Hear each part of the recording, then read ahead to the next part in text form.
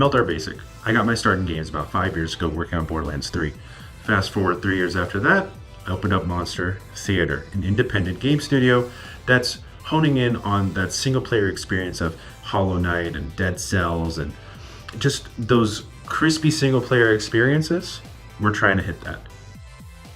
Basically, you have your gang of heroes, but what if those heroes became the villains? And it's just you and a chaotic talking sword.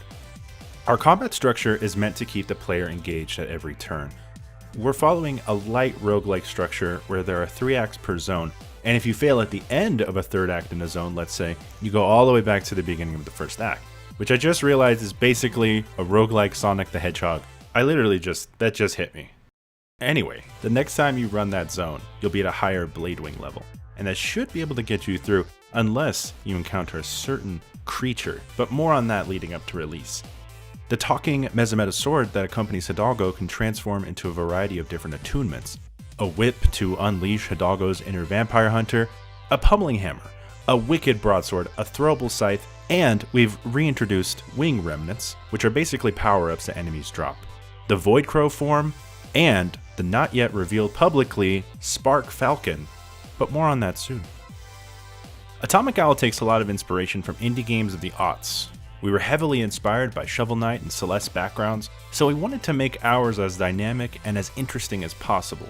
Imagine Cyberpunk 2077, but the inhabitants are bird warriors.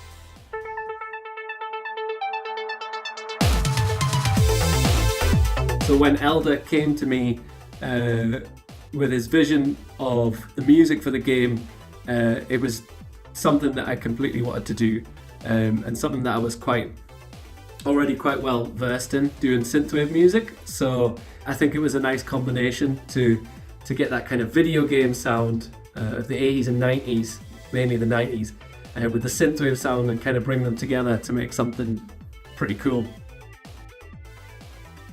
I want to thank Premium Edition for taking the time and reaching out to us and being such an amazing partner to work with on our physical editions, which right now are PS5 and Nintendo Switch. I also wanted to credit Morpheus Records for helping us distribute our awesome looking vinyl, and Neon Demon for really putting together such incredible artwork for that limited edition vinyl as well. We want to make sure our imprint on the environment is as minimal as possible. And so to do that, we've partnered with Midgard. With Midgard's help, we've been able to see exactly how much CO2 we've emitted and get a breakdown of our Scope 2 emissions. If you head over right now to midgard.earth/atomicowl, you can see all of that broken down. But that's all I have. Once again, thank you so much for being here. Your support means everything, and with your help, we're going to get Atomic Owl out early next year.